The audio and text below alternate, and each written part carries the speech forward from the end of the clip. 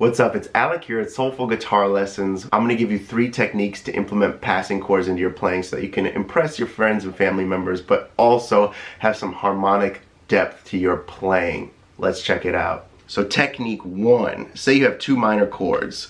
Say we're playing A minor and B minor. So I'm literally just barring, 5th fret, low string, skipping the A string, and then barring the D, G, and B string on the 5th fret. So that's the A minor 7, and we're gonna go up a whole step. B minor 7. Alright?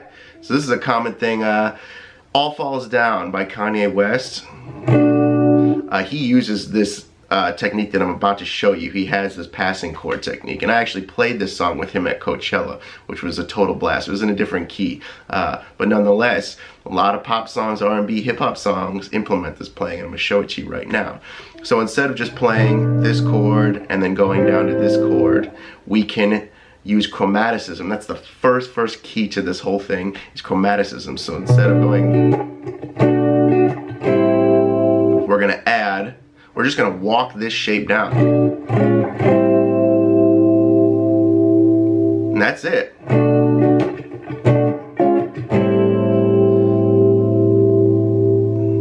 We can also do it with major chords. Say if the first chord was a B major 7. So 7, X, 8, 8, 7, X. And we're going to scoot that down a whole step.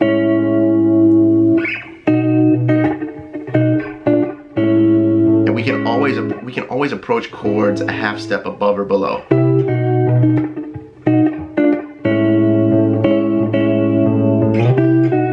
It sounds simple and rudimentary, but it works and it sounds great. The second technique is adding diminished to your playing. So say we have the same chord progression, B minor 7 to A minor 7. We could say we could have this diminished chord. What does that sound like? That's kind of slick. What just happened? Well, we had a B minor 7, and we added this diminished shape, which is low to high, 6, X, 5, 6. So 6, X, 5, 6. Back down. So check it out.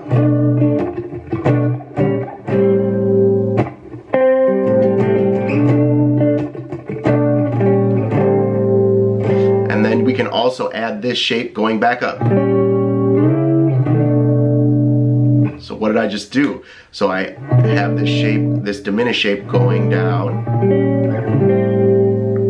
And then I can use it going back up, and I can move diminished, as we've covered in previous lessons, and I can move it up or down in intervals of 3 frets. It's going to be the same diminished flavor, so check that out.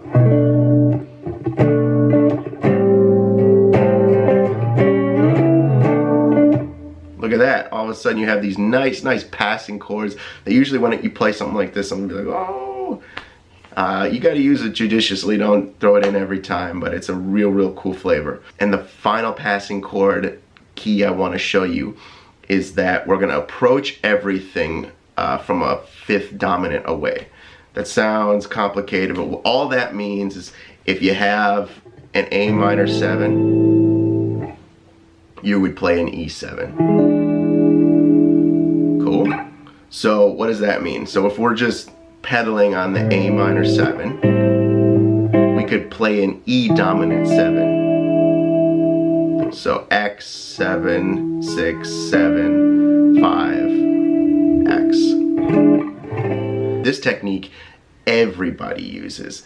It gives your playing a little bit of harmonic depth, and what's crazy is that like you could literally do this for any chord. Say we have this chord progression. I was playing it earlier, so like D major 7, or D major 9 actually, so it's X 5 4 6 5, and then to like a C sharp dominant, which is X 4 3 4 5, F sharp minor 7, so we know that one, 2's 4 2 2 2 2, and then here's the thing, instead of just going back to this D major 7, so we added the 5 chord, which was an A.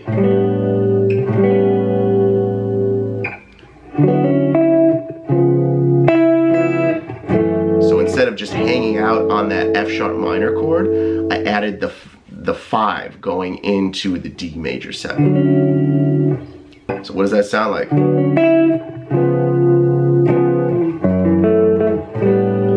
But you can do this all along the chord progression. Say I wanted to add the 5 of this C sharp dominant chord. Well, what does that sound like?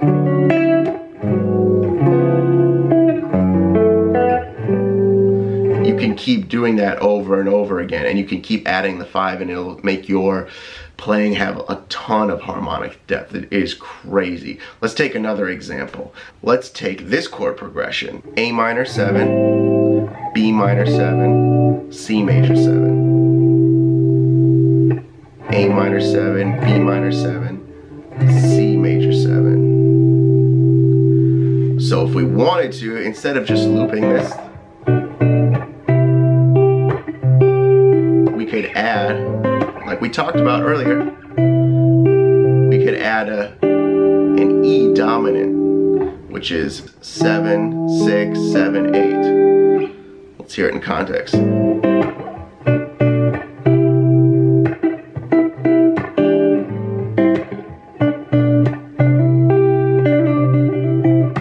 There are 3 ways we can use and approach these passing chords. One is chromatic, the second is diminished, and the third is approaching the chord from a 5th away dominant chord. Now whenever I use these techniques sparingly, you know, you don't want to do it every time. It usually gets a family member or an audience member to be like, oh, okay. And it's just a really, really rewarding thing to just break up your playing rather than just playing major, minor. You know, here's a little sneaky tricks and techniques to spice up your playing. Leave a comment below if you found this useful or you just want to say hi. Thank you. I will see you next week. Take care.